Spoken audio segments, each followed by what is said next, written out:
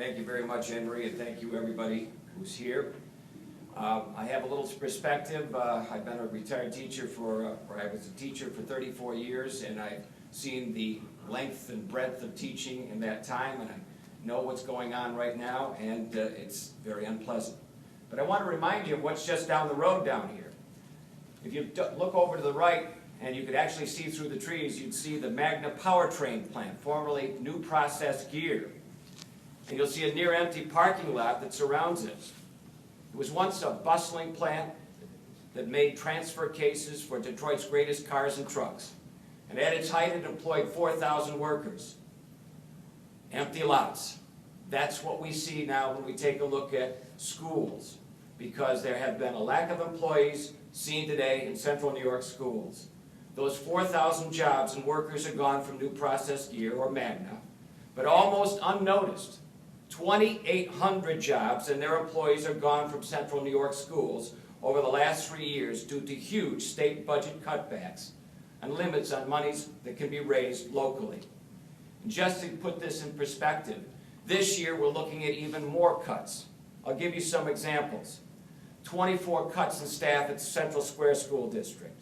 Projected 40 cuts at the North Syracuse School District. 32 position cuts at the Oswego School District. And we heard that 18% of the staff may be gone at West Hill.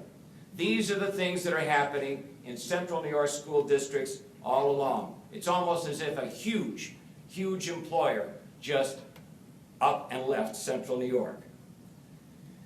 But unlike New Process Gear or Magna, these schools not only employ people, adding to the area's economy, but they educate and inspire our future, our kids, our future leaders. And we're shortchanging their future and thereby ours as well. And now, to add insult to injury, our national leaders have allowed a budget sequester or a spending cut to remove another $85 billion from the economy of this nation. And a good portion of that is federal aid. And it further destroys the future of our students in our schools in Central New York. What this means is that we have a loss of $42.7 million to primary and secondary education, another 590 teacher jobs at risk, 70,000 fewer students being served, 120 school districts not getting federal funds.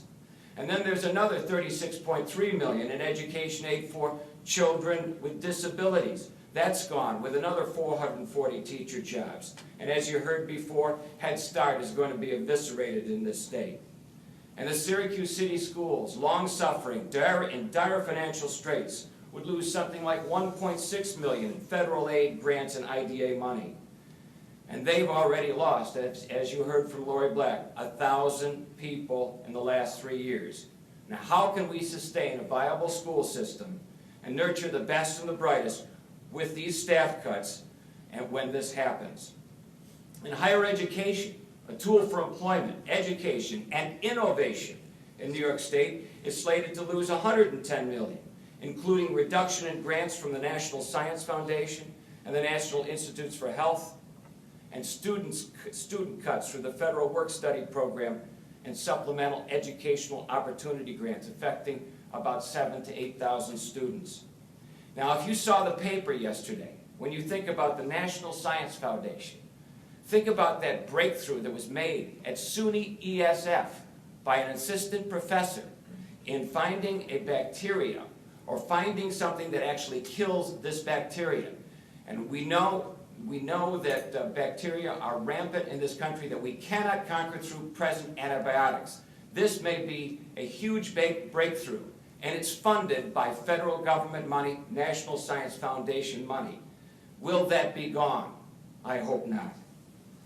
Our state and national leaders need to understand, I think our Representative Dan Maffei does, but they need to understand the breadth and depth of these educational cuts and realize that students of this generation may not have the same quality of educational opportunity that the previous generation had. In K-12 schools across Central New York, class sizes have ballooned. Course offerings necessary for a college transcript have disappeared. Some students finding it difficult to get into college because their schools have gotten rid of calculus courses and other AP courses. After-school programs, music, art, physical education, and academic support for at-risk kids have been eliminated, along with counseling services and some pre-K courses. The people of Central New York and the rest of the state have the power to pressure the representatives to stop the bleeding in the schools as a result of inadequate state aid and the impact of the federal cuts as a result of sequestration.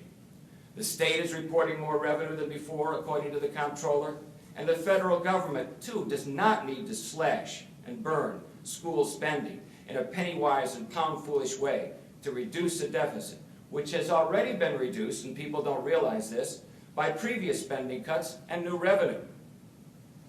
So if we contact our state and national representatives and demonstrate the real needs of our children and the needs from all across the state and everything you've heard here and all these other areas, then those school parking lots and the parking lots of other places, unlike the empty Magna and NPG lots, will be filled with teachers and staff ready to work with our students and take them into the 21st century with knowledge and skills needed to succeed. Let's get to work, and let's end those cuts now.